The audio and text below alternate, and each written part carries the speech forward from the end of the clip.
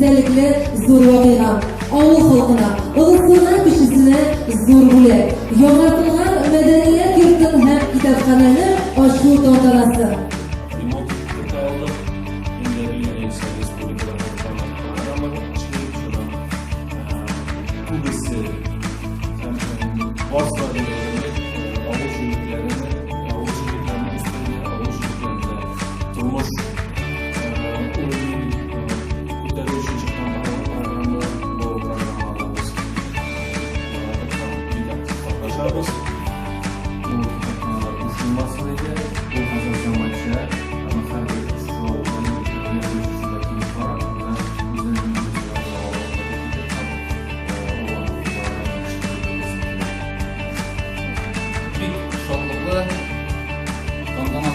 Жастар менің үшін де біздің ауыл халқы үшін шын мағынасында бұл күнді біз күттен келдік. Қандай қайыр болған келіп жетті.